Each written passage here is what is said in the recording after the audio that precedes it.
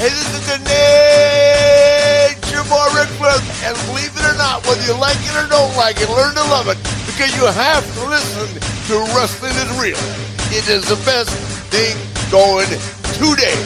Woo! The worldwide leader of podcasting excellence, the king of podcasts radio network proudly presents The Wrestling is Real podcast, because wrestling needs us. Episode 852 of the Wrestling is Real podcast is on. You're listening to it on the podcast right now. King of Podcasts here with you. Thanks for listening in. Finding the show as you always do. kingofpodcasts.com.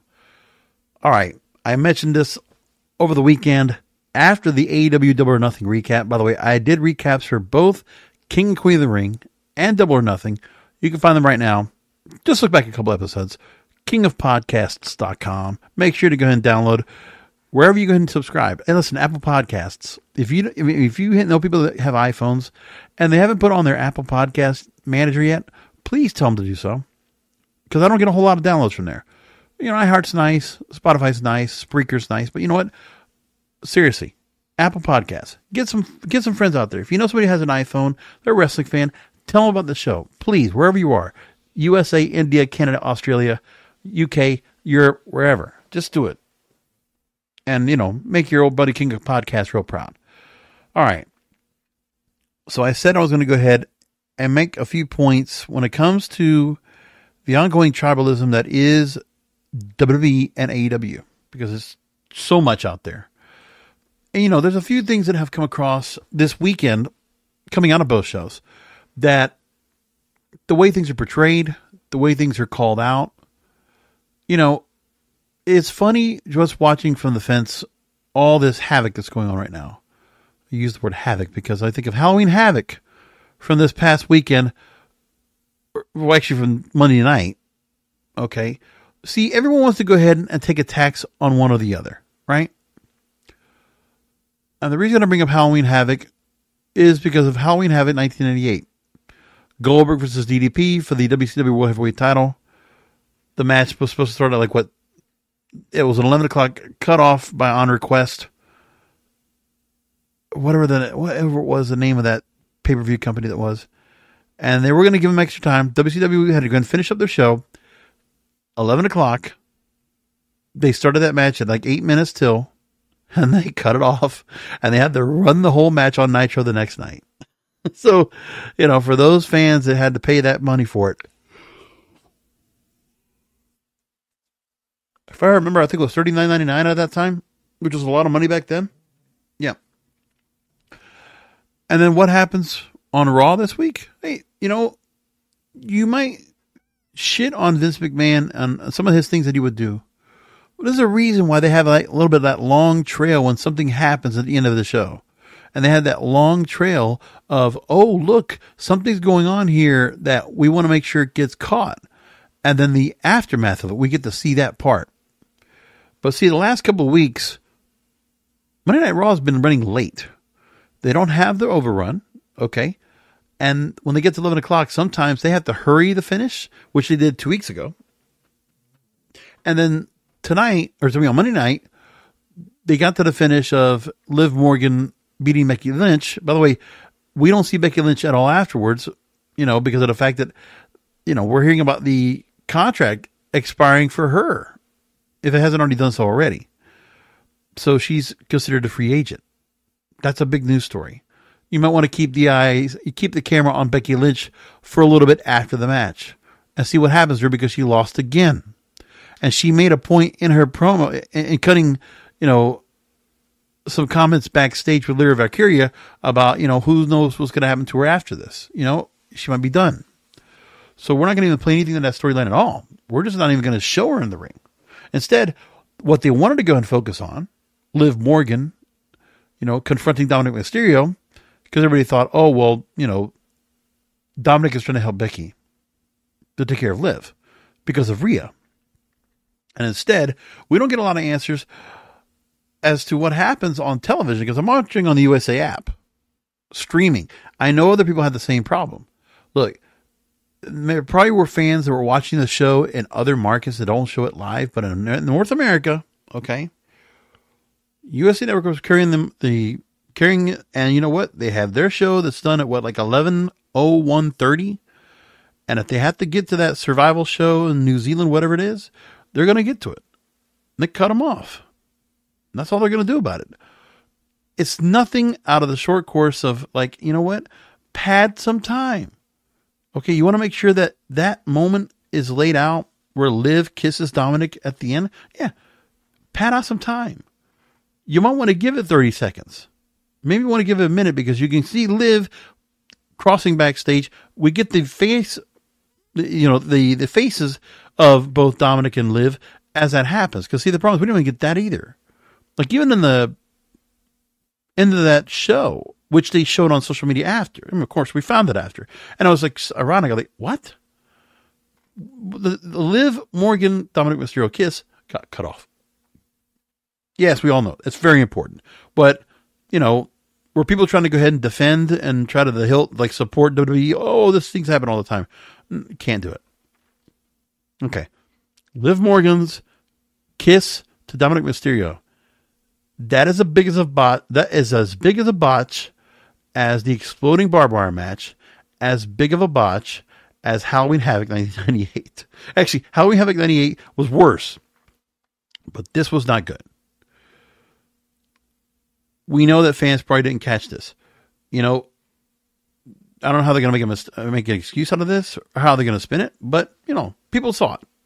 Part of people saw it anyway on social media anyway, so they're probably just not even going to even acknowledge that it was cut off. Probably won't even do that. That's okay. But it still happened. And the Becky Lynch thing, and the fact that Becky Lynch might not even be signed by the WWE, as for me, to see where she goes, I don't even think about the idea of where Becky Lynch would go. I don't understand why WWE would not go ahead and re-sign her. I really don't. Does she want the time off for her daughter? I mean, is that what it is? I mean, Seth Rollins is working over there. I mean, Seth Rollins is on the shelf. So, like, you know, whatever happens to the contract, she can go and sit back and do whatever she wants. But she's very much in her prime. She can still work very well.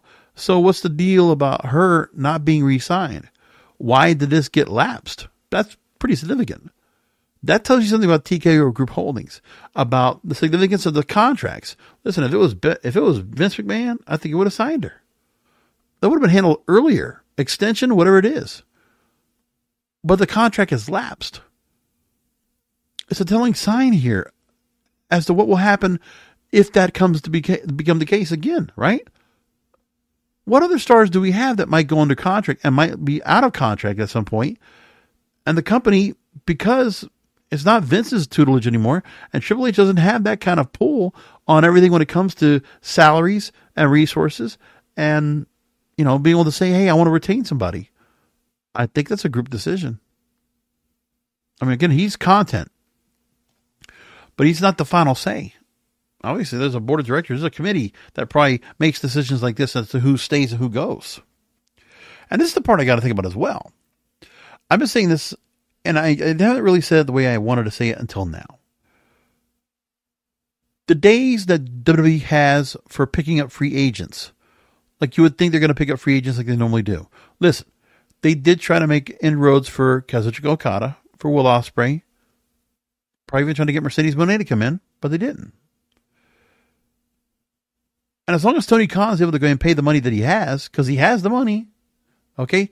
Tony Khan is more of a Vince McMahon type now for the fact that he can run the company as he wants it because it's privately owned. There might be a stake by Warner Brothers Discovery and part of it, but it's still Tony Khan and the company that he runs. And, you know, it still kind of is under his ball because he owns it. That's one of the things that's nice about autonomy.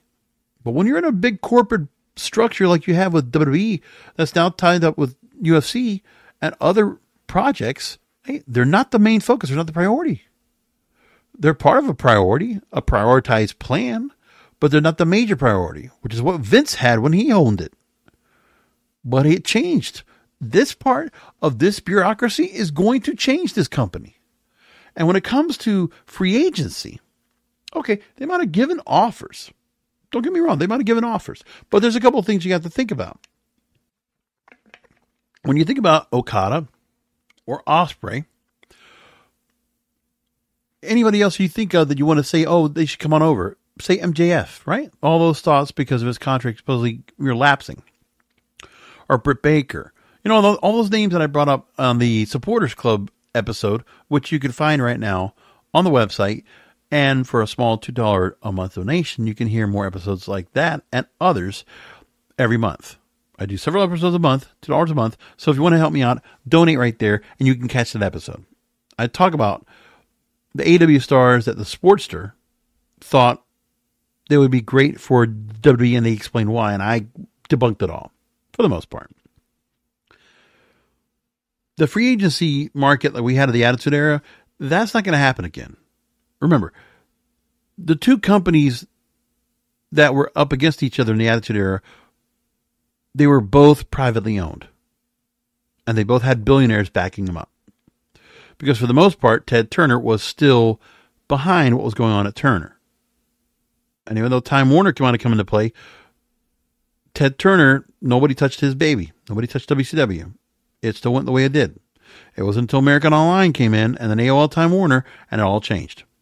But certain things that Ted Turner did have control over. The Braves, he still had control over sports with the NBA, and he could still control things when it came to wrestling. Because they couldn't get wrestling off the air, because he didn't want off. And Vince, also a billionaire, also had control of what he wanted to do. You need to realize that. The delusion that some of you WWE fans have here, okay, and some of my fellow podcast wrestling brother out here, you need to pay attention. The writing's on the wall. And so you're going to have to deal with the fact that, okay, if you're going to get any stars coming in, you're not going to just pick off free agents that are going to be free afterwards. Okay, for the most part, I'm not hearing a whole lot of things about certain stars that are moving over to AEW, from AEW to WWE because of where things go. Listen, Cody Rhodes, you know, he has a purpose to go back and prove himself. He has. Okay, his intentions, his reasons for coming back, validated. He's Universal Champion now. Hey, he did it. He did everything he wanted to accomplish. So, I mean, you know, you can kind of pencil in his career and what he's done. He proved himself. Chip on his shoulder. And for the most part, those are the stars that will have the initiative to come back with a chip on their shoulder. CM Punk, hey, you know, he burned the bridge with AEW. He made some mistakes, multiple mistakes. And because Vince isn't around anymore, yeah, CM Punk doesn't have a problem coming back. But it's still kind of bitter pill for him to go and come on back after everything that he said, everything that happened. But again, he's no longer friends with Colt Cabana, so that just tells you everything that you need to know about CM Punk. Everything changes. And by the way, how many matches has he had since he came back? 1? And he got hurt. We still don't have this Drew McIntyre CM Punk deal yet. We got a couple of appearances, a couple of promos. Great. But still, nothing from CM Punk. Nothing. Commentary, right? Okay. And then as for what else do we have? You know, of stars that are coming in. Oh, so last night NXT had Ethan Page come on out to attack Trick Williams. And Ethan Page is now saying on social media that he doesn't have a contract yet. Okay. I'm going to say this. AEW dropped the ball on Ethan Page. They were doing something with him and they dropped it. And I don't get it. I don't get what the deal is where Ethan Page is not somebody you can put in front of and you can move up the ladder into some titles. I don't understand that part. Because Ethan Page, you know, was really good. I'm actually surprised he decided to he was able to go into WWE. But the other problem is, why is he in NXT? See, what does bother me too is that when you see certain stars that'll make their way over from WWE, they go into NXT. There's no one worthy of making the main roster unless they've been in WWE, right? That's it. Ethan Page wasn't. So he's getting the treatment just like, you know, would Vince McMahon treat him like the way? I guess. Yeah. It's this, he was a TNA guy. He was an AEW guy. Second rate. And so they drop him down there. And, you know, there's no gimmick or anything like that. It's just all ego. It's the same gimmick he's always had. So he doesn't change anything special for himself. So he could be here for a minute and go away. So the thing is, you got to ask yourself, if you're not going to have free agents that are going to help bolster the future of WWE, then what do you have? The Performance Center folks that they're not really pushing at all, and they're kind of struggling with? Okay, so let Lyra Valkyria get to the end of the Queen of the Ring, only to lose, in a flat fashion to Nia Jax. I don't have a problem with Nia Jax being queen. Fine with me. It sounds right. Ilya Dragunov loses in action. Carmelo Hayes loses in action. Braun Breaker's now like super spear guy, like this like ultra amped version of Goldberg. And, it's like, what are we doing here? They're doing the dog face wrestling thing because Pat McAfee can't help himself. He's like, this is a Steiner. So that's where they're going with that. Does Braun Breaker even do that when he goes in the ring? I don't even know if he does. The Braun Breaker thing, I don't know what they're doing with him. Yeah, he's turned heel on a jobber, and then he hits Ricochet. That's a real step up. Colonel Hayes hasn't done much with himself, just kind of talk. But they're not doing much with him. Tiffany Stratton, I don't know. Couldn't tell you. Kiana James, she's like, backstage working with, she's like the Sonya Deville role now with Adam Pearce. The NXT stars they've called up from the Rainbow Division, by the way. They all came from the Rainbow Division. Well, now we're here. And I guess they just wanted to get some of these Rainbow folks out there, the Creed brothers, right? Ivy Nile.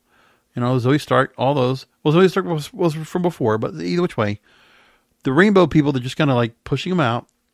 Maybe a couple have survived in the Black and Gold 2.0 now that we have. The new Black and Gold. The reversal. And, the idea is that there's not much of faith in the newer crop. And then they think, well, we get Ethan Page who can come in here, like, is it for, a temporary contract? Is he really coming in for real? Is he only going to stay in NXT? Right? Because they always need veterans down there for whatever reason, but are they really getting much help from being, enhancement talent down there? Is that what Ethan Page has, succumbed to? I'd prefer Ethan Page to be like somebody more important back somewhere else. Like right now, Josh Alexander, put him back with Ethan Page. Bring the North back. Give me TNA in the North. Bring that team back. I wish they would have done it. God, I would have put some tag team titles again. Oh, yeah, that'd be great. Or just even like a battle between the both of them. Well, didn't they team together because of that? Wasn't that the whole deal? I forget. Either which way. You got that going for you. And, I'm trying to think right now. So you got to wait for Liv Morgan now to go and work with Rhea Ripley whenever she's coming back, because they're trying to set that up now. That's a storyline. Okay. The Carlito thing, adding in the Judgment Day, that's just, it feels like it's, it's being shoehorned in. Seriously. Carlito being wedged into Judgment Day, just as bad as JD McDonough. How the hell did he get in the Judgment Day? Why is he part of them? I thought he was also like kind of like persona non grata, and they decided to put him in. For what? He's the lapdog. And now the whole deal with Braun Strowman, come on. Where's some serious storylines in some of these things here, man? The other thing, man, Otis and Chad Gable, the approach to that. Listen, we already know that the crowd wants to see Otis turn on Chad, and they won't do it. And instead of where you have a chance where Otis is about to go ahead and get, belt whipped, Sammy comes out to help. Why? Why does Sami Zayn have to come out to do anything? That doesn't make any sense to me either. It's a dumb babyface coming out to get himself hurt. And he did. And he got pummeled for it. And Otis did nothing. Like nothing happened at all with this here. We're just going to set up again where Chad Gable's going to go and take on Sami Zayn. Is that what it is? Like just to build up for that? Wasn't it a great way to build that up? I mean, it's just, no one has a backbone against Chad Gable. I mean, it's not, the manipulation should have something where there's like a more push and pull, but there's not. It's like he's just being evil to his, his academy mates. Right? And I was like, there's nothing there. I don't get that either. the thing is that when you look at what's going on with WWE in terms of stars on the way up, that we need to see have a way to come on the way up because of the fact that WWE is not able to nurture and retain top talent. They're struggling right now. Okay? I mean, to build real stars organically, and I'm not talking about like restoring somebody that has been a star before. Okay? I just saw Jake Hager's now, his contract is about to expire. What? Are we going to be back Jack Swagger? Is that the idea? You think that's going to work? Does he want to go back? The thing is, I think of all these things here and I'm saying to myself, you got a lot of talent back there in that locker room. And they're being either poorly utilized or badly utilized, right? Or, I mean, it's always underutilized. And I don't get some of the booking decisions they're making right now with some of these stars. It doesn't make sense. Because, I mean, there's obviously, as Vince Russo said, there is some favoritism back there. Because you could tell that right now, the show feels like it's being booked by a wrestler who's, again, it's like a player's coach, right? That's what Triple H is right now. He's a player's coach. So he's going to have his certain players he's going to go ahead and send out to play the start. And that's what's going on. This is why we see Gargano and Ciampa constantly on SmackDown now. And, they have their match, whatever. But why? And those guys lose all the time. And Shawn Michaels has his people, and like Triple H is like, well, go ahead and send them on up. And let's see what we can do with them. And the same thing goes. They have to be able to fail or flourish. And I don't want some of these stars to fail, but they're not helping them at all. And I see it too much right now. Meanwhile, if you ask yourself about the rest of the roster, or just like thinking, it's the same process some of these fans think all the time. Monday morning quarterbacking, right? Or Tuesday morning quarterbacking. They always think, oh, well, these other stars can always come into WWE because they always want to come to WWE because it's going to be the place to be. Well, remember they're going to make those deals they used to make. They might not be able to make the money they used to make. Not like they would have if it was Vince. And the storylines, they're kind of just, they're harboring some stars that they have that they have a liking to, and some of the others, they're kind of just like putting off to the wayside. And that's the problem that we have here. Again, the King and the Queen of the Ring, when I brought up the fact of how they put this together, and thinking about, all right, you're going to give a world title shot to either King or Queen of the Ring, and you don't mention that until late. That's not a smart booking decision. For a company that also likes to go and promote matches ahead of time, now under the Triple H era, listen, this new era that all of you have been so up and adamant about, this new era doesn't feel so new, it doesn't feel so different. Okay? It's just Triple H and whoever's underneath him, Bruce Pritchard, whoever else, they just have their favorites. I don't think it even matters about who's probably better for business, because best for business is not necessarily on their mind. The certain stars they have up at the very top that they absolutely have to have up there, yes. But right now, is it best for business to have the bloodline be split up and have this thing where Solo's taking over? And, his lackeys are losing all the time. They're losing matches. Solo doesn't go and wrestle at all. I don't get that part. Kind of lost right now. It's something to do with the bloodline, but yeah, it's not doing much for me. It's lacking. And they put a bit of time in that, right? And by the way, I always call them the Gates of Agony, but I know that's Tongaloan, Bishop Khan. It's supposed to be Guerrillas of Destiny. And I've said that too many times mistakenly, so I'm going to correct myself right now. Guerrillas of Destiny was their name, Japan Pro Wrestling tag team name. Anyways, now we're here at the point where I'm looking for something on these, on both the Raw and SmackDown rosters to do something with. Anybody on NXT that I can really feel good about. That I feel like there's an actual general direction. Okay? Don't give me Blair Davenport. It's like, don't give me, Braun Breaker. I don't see it. some of the building up of some of these stars they have right now, it's not working for me.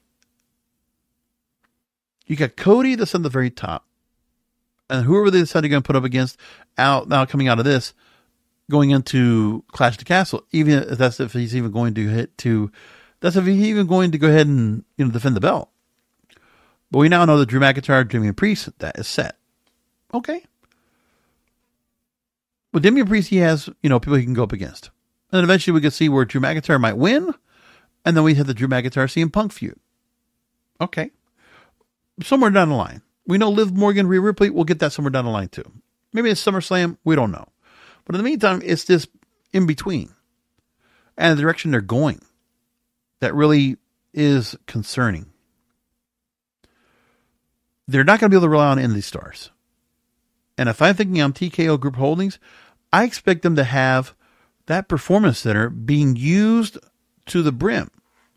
Now, that's probably why an Ethan Page has to go to Performance Center. Jordan Grace has to go to NXT Performance Center, right? Because there are certain stars that are in WWE that are already main roster, but they have to go through the process. They have to go up the pipeline to the assembly line. So they have to go that route. But the days of free agency where certain stars would just make it up to the main roster, I think that's not happening anymore. And WWE, I don't think it happens. I don't think it does. Is it nice to see Jordan Grace come in and take on Roxanne Perez at NXT Battleground? Absolutely. But apparently there was a couple of matches she's been given on a deal.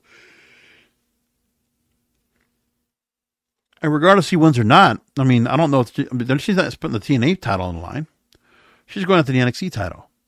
And I don't think it'll matter if NXT title matters to Jordan Grace if she loses, because she's getting paid. So it doesn't matter that for her anyway. That doesn't matter. I'm just trying to understand things. What they're trying to do. And meanwhile, the fans out there are just going to go ahead and just be upset. And they're just going to go and trash on everything that goes on. Now, one of the things that really caught my attention is MJF's return. And listen, I want to play what he said in the promo leading up to it, because he really did stand out. And some things that were said about that were like, man, he really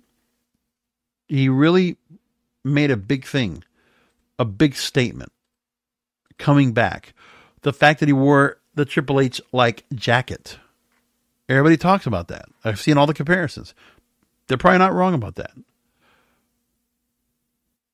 MJF comes back, confronts Adam Cole, fiery promo. A watershed promo for his career. Let's go and get into it. We got to play this. He took out MJF. Get the hell in here. I need all the camera angles. But he didn't take out MJF, no. All he did was wake him up. See, now I remember exactly who the hell I am. I'm the greatest wrestler on God's green earth! I am a generational talent!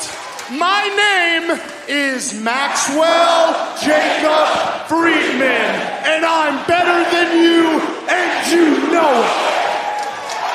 He's truly become a babyface with an edge. I never knew if it was going to happen for him, but it did. Why is that, MJF? Pray tell! Oh, I will.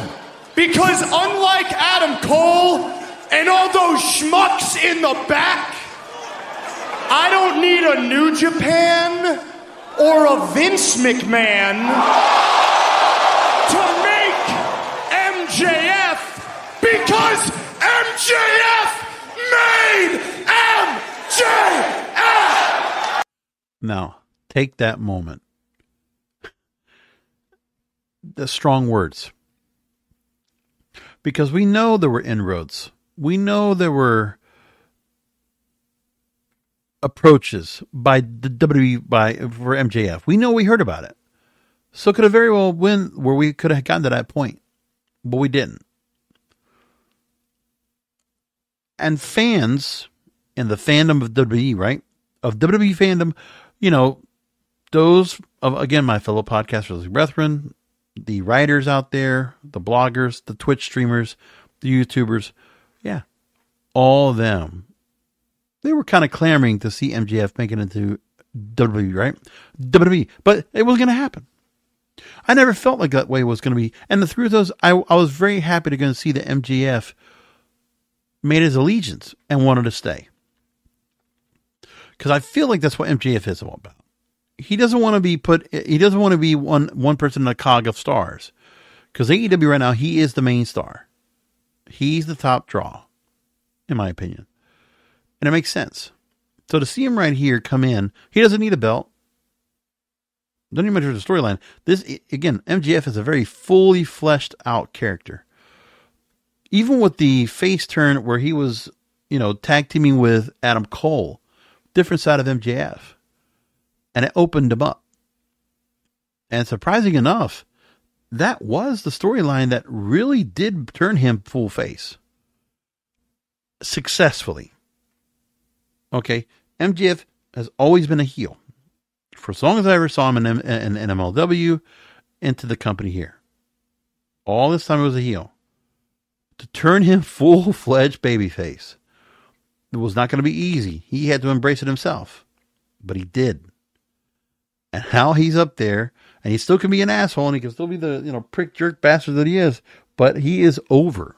Super over. The crowd, again, electric when he comes out.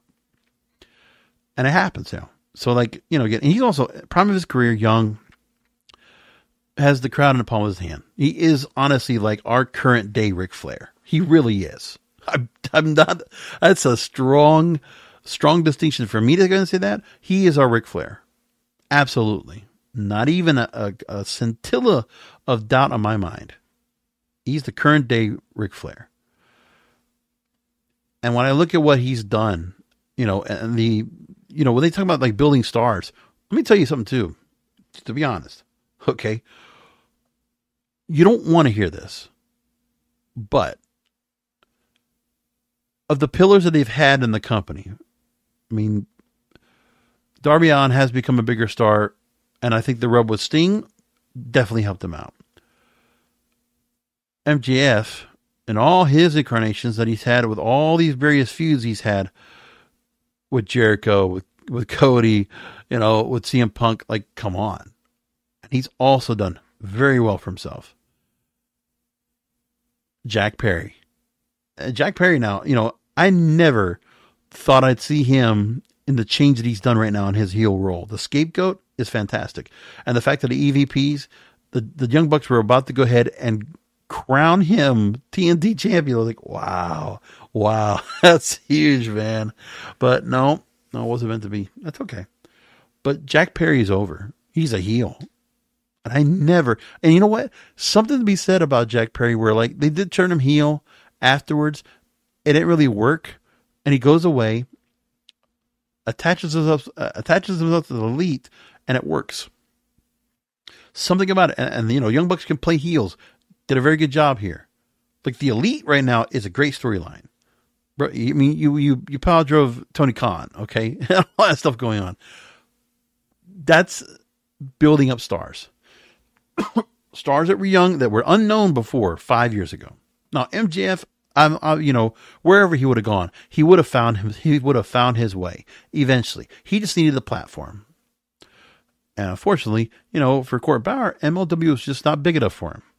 And you know what? I bet you Court Bauer knew, I'm not going to be able to hold on to this guy. This guy's too good. I can't afford him. But at least he had the time that he had with MJF in MLW to continue to build off of who he was. And I'm so proud of what MJF has done for his career. Like I said, am I MJF, Mark? Yes. Yes, I am. No doubt about it. That's my favorite wrestler right now. By far the current day. He is it. And it's a testament to see more stars like him in AEW continue to become built up and become stars. Orange Cassidy's up there too. Again, he's never going to shake off the character that he's created. It's just going to be the way it is. But he's definitely been up there as a star. He really is. So they've built up young stars. No question about it. Listen, Julia Hart, they've built that really well. Sky Blue, I think they've done a really good job with the run with Willow Nightingale. I do. I think they've done a really good job on some stars that, given the time. Okay, Toni Storm. Yeah, I think she would have definitely made something more of herself eventually. I don't think it would have been WWE. I think she would have gone somewhere else. I do. But this timeless character, that's another one, is a knockout of a gimmick. Fantastic gimmick. The scrum after Double or Nothing. Like, come on. Another 4-minute diatribe, a poem, or whatever story that she has. Talk about she loves Wendy Richter. Like, that shit is hilarious, man. It's great.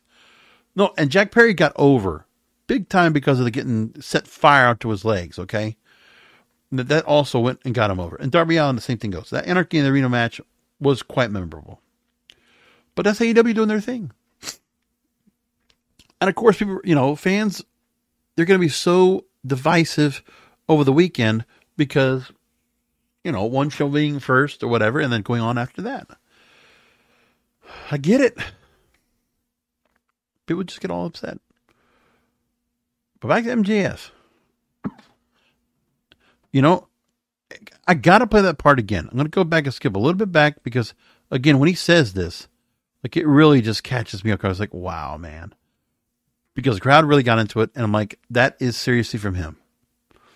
Let's play the rest of this promo. I'm going to play more of it.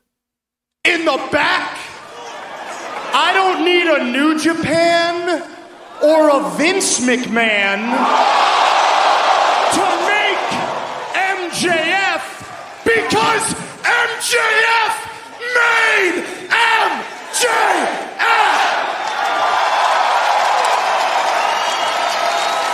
He has to be on his own. He can't be with another company being held down, which I think WWE would hold him down, unfortunately, to their own detriment.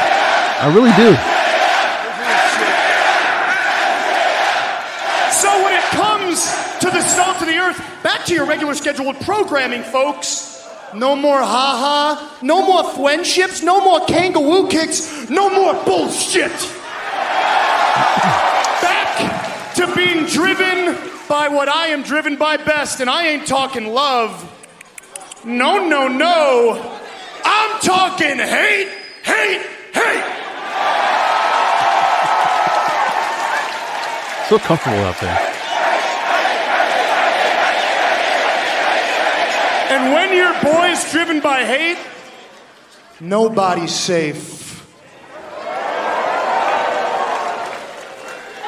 I'm going to move forward because I don't want to hear about the part about the devil, but I want to play the last part, him going all full-scale Jordan Belfort, because that is pretty damn good.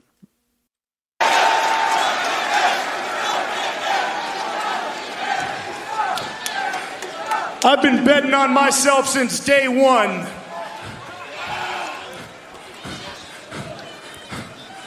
I'm all in. Double or nothing. So in regards to my contract status, as if it wasn't already painfully obvious to you stupid marks, no offense.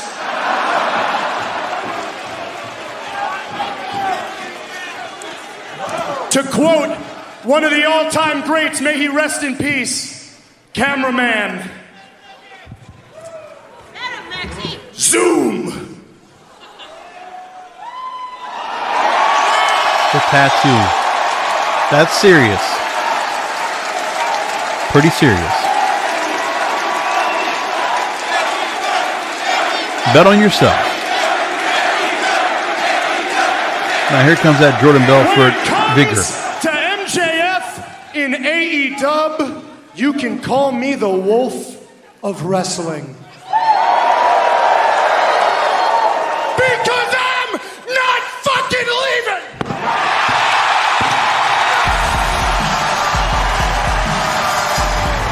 Well, so much uncertainty surrounding the status of MJF, but that was a pretty declarative statement. Well, when you... All right, well, there you go. MJF, the fact that he was going to stay, and regardless of what everybody's going to say about him, right?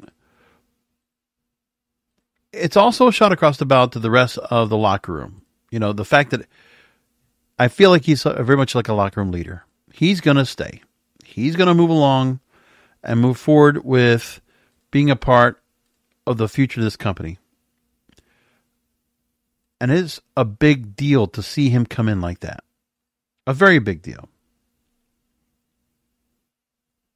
So I like the fact that he went ahead and made that point. And there might be some fans who will not like the fact that, oh, well, he's going to stay there and they're going to think whatever, they're going to shit on it. Well, you can. It don't matter. But right now, you have to realize that what he did was a very big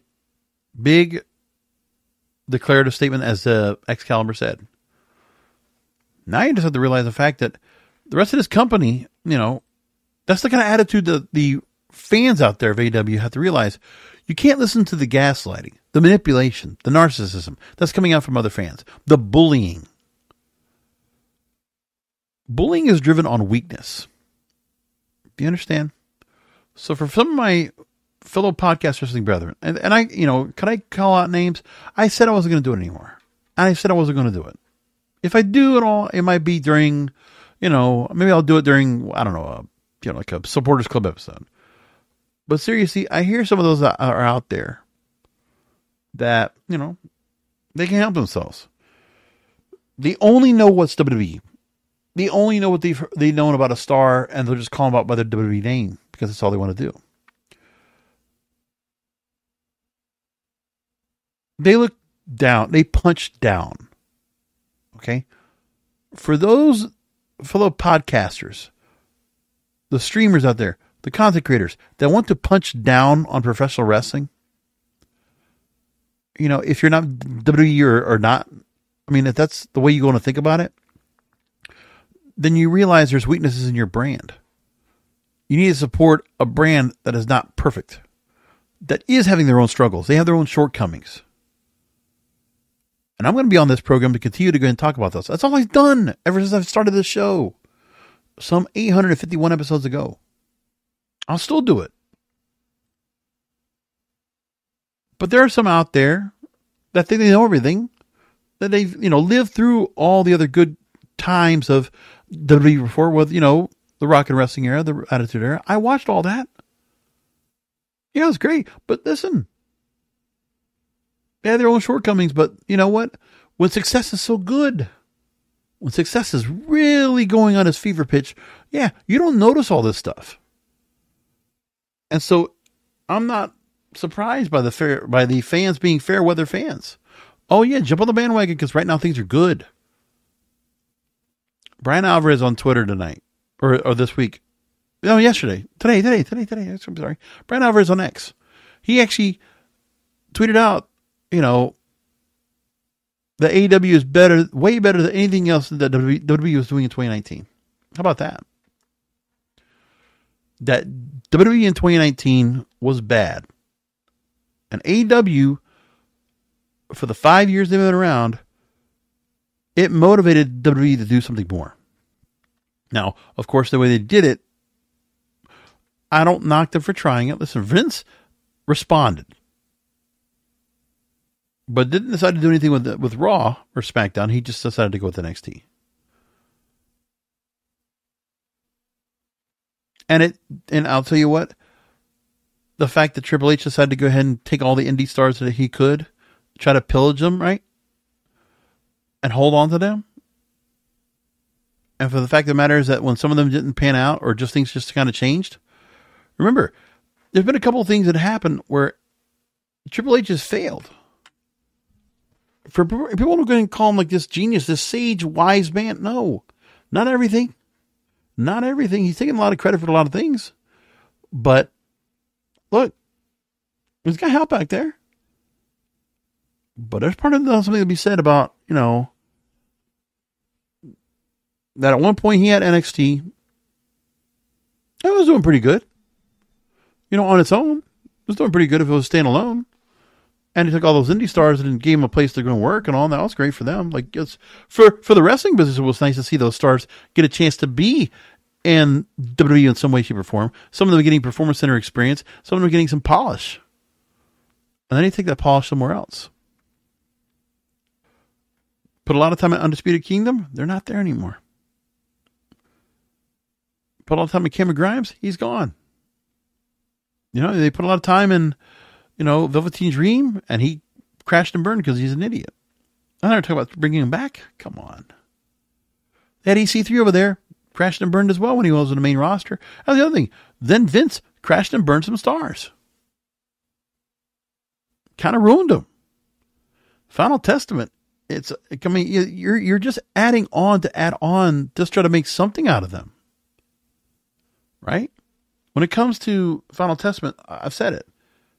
You're just, you start off carrying a cross with a bad gimmick coming onto that main roster. After how good he was, positioned and put together in NXT, they didn't decide to carry that over. They buried him. And he did badly. And then we go along and say, okay, then what's next for him? And there's some stars that they're going to have right now, and Trick Williams eventually, and Roxanne Perez eventually, that'll be on that main roster. They deserve to be. What's going to happen to them? Are you going to see anything out of them where they're going to be able to go ahead and, take up and have a chance to really flourish on that main roster? Do they have the support necessary to do that? They need some more fleshed out gimmicks, some more fleshed out character development, something to get them over. But fans don't want to think that. They don't want to think about that part. And I think that's some of the things that you got to think about is that with WWE, their future landscape, they have to think long-term. What's their long-term plans? They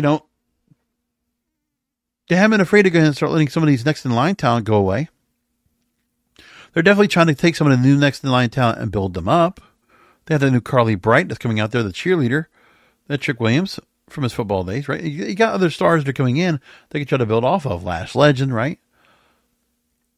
A lot of basic characters down there. And I'm telling you something now.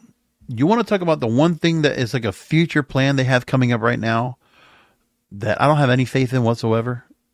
Look, I have not said one thing about the Wyatts and seeing Bo Dallas come in as, Uncle Howdy and seeing a reincarnation of the Wyatt family. I've not said a thing about that. All these different things. Listen, I'm going to say this too. The interruptions during programming, yeah, Contra Unit was doing that in MLW. Okay, Court Bauer has been doing that. It still does it today on MLW programming. He still does Contra Unit. Okay, don't give me that.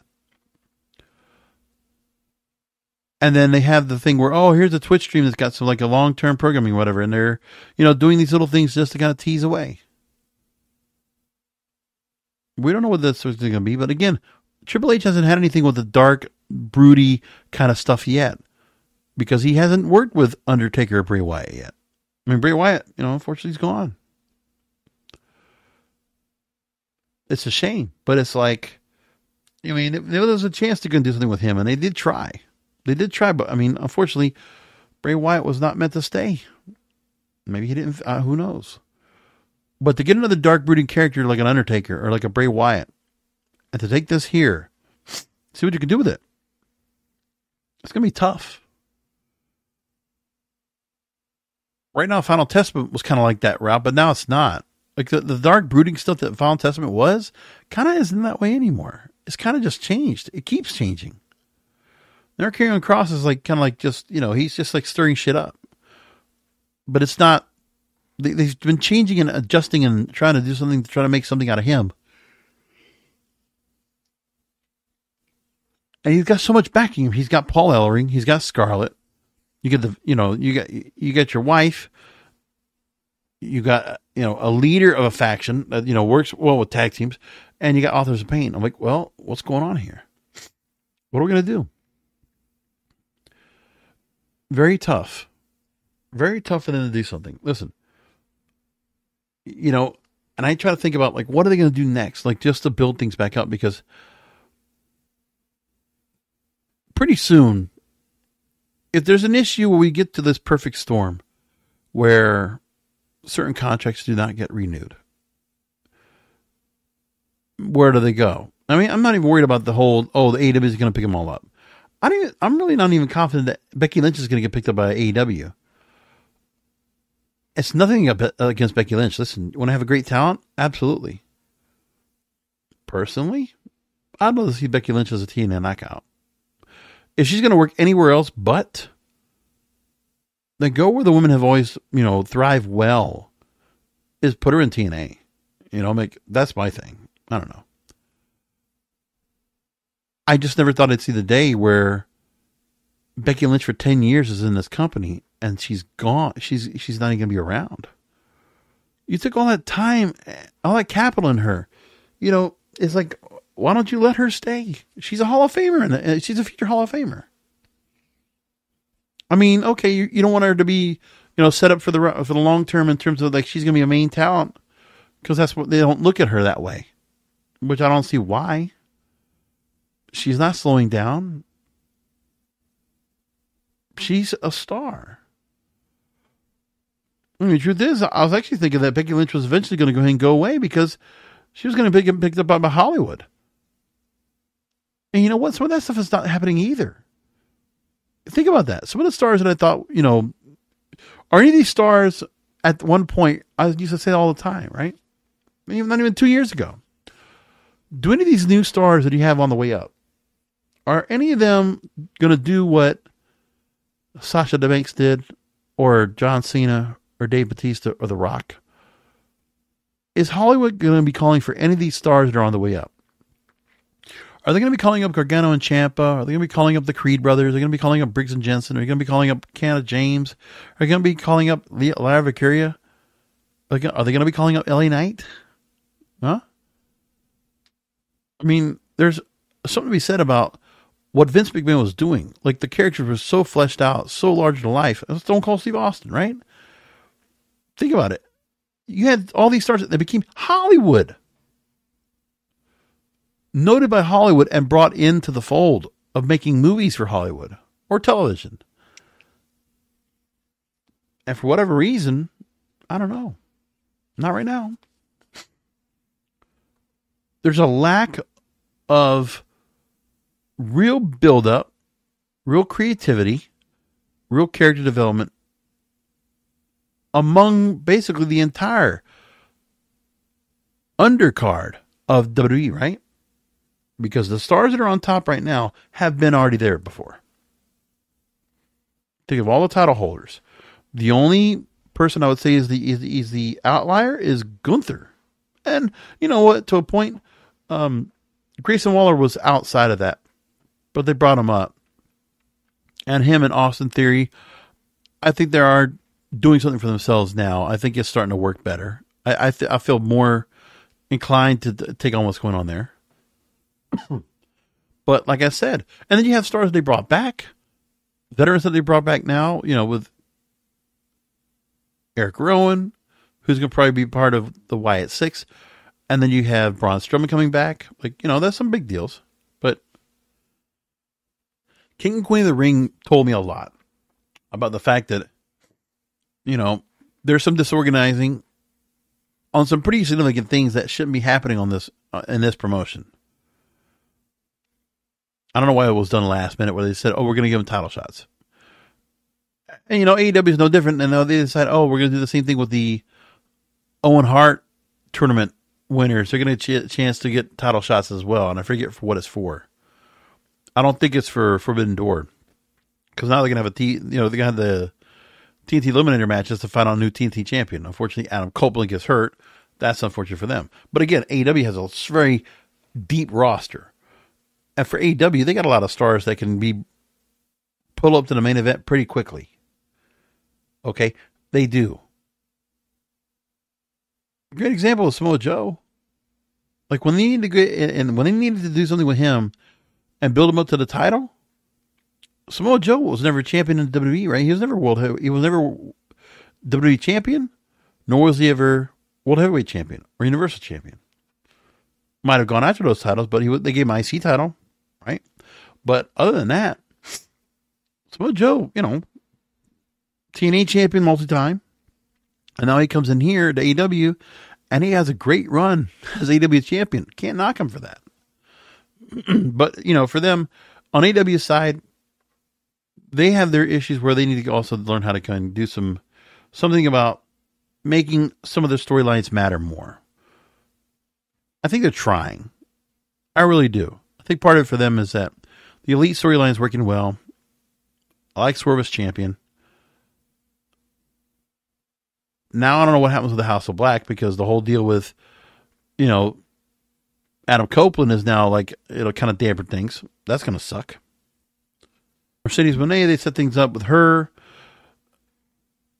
And now it's set everything up where Willow Nightingale and Chris Statlander are at odds. Trent Beretta joins the Don Callis family. And, you know, Don Callis family needs to do something more. We need to see something from them. The EVP stuff is very strong. Like the whole elite stuff right now is very good. Chris Jericho's a learning tree. I'm getting into it. Like it's another new gimmick for him that just like, you know, okay, something more fun for him to do. He's just got those like a boatload of ideas. He wants to keep running through all of them. So good for him. But I am trying to see where, when you get the buzz out of the last two pay-per-views this weekend, you know, King and Queen of the Ring, listen, Cody and Logan, yeah, had a great match. But Cody was going to win. And when you get to, you know, Double or Nothing, like I said, a couple of matches didn't need to be necessary, but like they had a lot of great matches in terms of Swerve retaining, Mercedes Moné becoming new TBS champion, and looking at what they did with, you know, Toni Storm beating belt with a pretty good opponent with Serena Deeb, and Will Ospreay becoming international champion. All those kind of things were really wonderful. Now Will Ospreay is number one contender for Swerve Strickland at Forbidden Door. And they're already setting up matches for that now already, which is great. So, you know, it's good on both sides. Pay-per-views are not going to be hurting for any of these groups right now, you know. But I think in the long term to me, WWE has everything organized and planned when it comes to their future on where their shows are going to be at. Okay? They have a great plan in place. You know, pay-per-views for the most part are not going to be in small cities or not going to be in mid-sized cities anymore. The pay-per-views we used to see, the B-size pay-per-views, you put them in big cities or international cities, put them overseas. Yeah, it shadows and disguises everything that could be mid about the show. Because King and Queen of the Ring was kind of mid. But that crowd just made it much better. I know. And they have their setup with their broadcasting thing now. Okay. Next year, NXT on CW, SmackDown on USA Network, Raw on Netflix. I still don't know how they're going to get Raw on Netflix. Like, the thing is, the investment of getting Monday Night Raw the way it is right now, and you're telling me that you think that Netflix, people are going to buy $8.99 to $23.99 a month, they're going to put that money down, not for a pay-per-view, but for Monday Night Raw. You have to give a reason for people to go ahead and watch. Can't tell me you're going to have a reason right now to make people watch the way it is right now. The future of this company depends on a few things happening with them where they figure this out. They realize, okay, they got to really do something more about getting their audience up. I hope they figure it out. I really do. All right, that's the show for tonight. We're going to leave it like there, just like that. Thank you for listening to the program, as you always do. Again, if you got a chance to go and catch the post game, the recaps I did for King and Queen of the Ring. Okay, I did that, and I also did one for Double or Nothing. You can find them right now. kingofpodcasts.com, all right there. All my social media is right there as well. If you need to catch a little quick glimpse of what I talked about on the show, you'll see the clips up there. Put a couple up there every episode. You'll find that and all much more. So come back next week for another Wrestlers World podcast, because wrestling needs us.